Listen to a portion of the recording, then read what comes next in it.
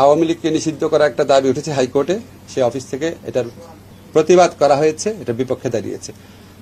ব্যক্তিগতভাবে আমি মনে করি কোনো রাজনৈতিক দলকে নিষিদ্ধ করার পক্ষে আমি না, আনলেস আপনার যদি একটু সুশক্তভাবে জঙ্গি তৎপরতা, রাষ্ট্রবিরোধী তৎপরতা, কোট আন কোট যে বিভিন্ন পলিটিক্যাল পার্টির রেটরিক হিসাবে ইউজ করে সেটা না, সত্যিকার অর্থে সেরকম থাকলে তাও প্রচন্ড সততার সাথে তদন্ত করে দেখে হয়তো এটা করা যেতে পারে।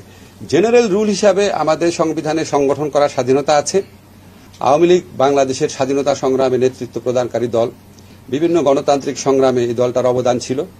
গত 15 বছর তারা যা করেছে সেটা তাদের ঐতিহ্যের সাথে যায় না, সেটা মুক্তিযুদ্ধের চেতনার সাথে যায় না। তারা বাংলাদেশের ইতিহাসে বর্বরতম এক ফ্যাসিবাদ কায়েম করেছিল। এই কর্মকাণ্ডের জন্য ব্যক্তিগত দায় থাকতে পারে, লিডারদের সামষ্টিক দায় থাকতে পারে, বা দল হিসাবে ব্যক্তিগতভাবে আমি বলছি, দল হিসাবে আওয়ামী লীগ নিষিদ্ধ করা দল হিসাবে মনে হয় না সমীচীন হবে। কি ধরনের, এটা তো আপনি খুবই জটিল টেকনিক্যাল কোয়েশ্চেন করেছেন, এটা একটা বিশেষজ্ঞ পর্যায়ে মতামত ছাড়া বলা সম্ভব না। তবে আমি মনে করি, ধরেন যারা বাংলাদেশের অস্তিত্বে বিশ্বাস করে না, সার্বভৌমত্বে বিশ্বাস করে না, বাংলাদেশের আপনার যে আমাদের যে গণতান্ত্রিক রাজনীতি সেটাকে নস্যাৎ করতে চায়, আমাদের বাংলাদেশে আমাদের মুক্তিযুদ্ধের চেতনা যেভাবে আমি চেতনা বুঝি আর কি, এটা ডেমোক্রেটিক বৈষম্যহীন শোষণহীন সমাজ, এটাকে ধ্বংস করার জন্য যারা আপনার সিস্টেম্যাটিক্যালি তাদের সশস্ত্র একটা সংগ্রাম করে, একদম প্রাইমারি চিন্তা করে আপনাকে বলছি। তবে আমি মনে করি যে মতামত প্রকাশের স্বাধীনতা যত অবারিত রাখা যায় ততই ভালো। নির্বাচন কমিশন প্রথম তাদের রিয়েলাইজ করা উচিত তাদের সাংবিধানিক বাধ্যবাধকতা কি ছিল।